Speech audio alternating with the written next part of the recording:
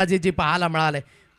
प्रत्येक गोलंदाजाने आपल्या शारीरिक क्षमतेच्या अनुसरून योग्य ती गोलंदाजी केले, ज्याला म्हणतोय ना अचूक आणि भेदक मारा, त्या पद्धतीची गोलंदाजी। एका चेंडूकडे 6ची गरज आहे। दोन्ही संघांना आपण देऊया शुभेच्छा। Best of luck both of teams. मोठा स्ट्रोक खेळण्याची मानसिकता आणि ती होईल यशस्वी। क्या बात, याला म्हणतात हार के मुंह से निवाला छीन लेना। अप्रतिम पद्धतीची बॅटिंग, शेवटच्या अंतिम चेंडूवर आलेला षटकार। मॅच मध्ये झाला विजयी टीम आई गावदेवी गायगोटा संघ।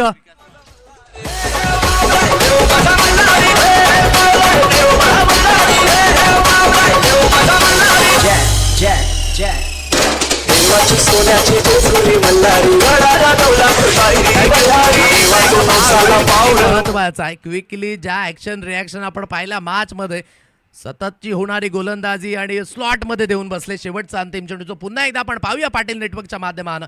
अंतिम चेंडूचा आहे ओव्हर द विकेटची गोलंदाजी आणि स्लॉट मध्ये हा चेंडू देऊन बसले आणि जिथून सरळ चेंडूला सीमारेषा दिशा ती दर्शवली, जणू काही या चेंडूला लागले पंख। आणि हेच आहे ओप्स, म्हणून नेहमीच म्हणतो क्रिकेटच्या माध्यमानं हिम्मत हारली तरी चालेल परंतु हिमतीने हारू नका। आणि खूप चांगल्या पद्धतीचा खेळ टीम आई गावदेवी गायगोटा संघ अखेरकार शेवटच्या अंतिम चेंडूवर जो लास्टचा 6 मारला विकास भोईर, त्याकरिता 500 रुपयांचं कॅश प्राइज विद्यमान देवनाथजी भोईर यांच्याकडनं आपल्याकडे तर जमा झाले। खेळाच्या माध्यमानं तुम्ही ती चमक करून दाखवा आणि दर्दी जे आहेत ना ही चमक उचलून धरतील।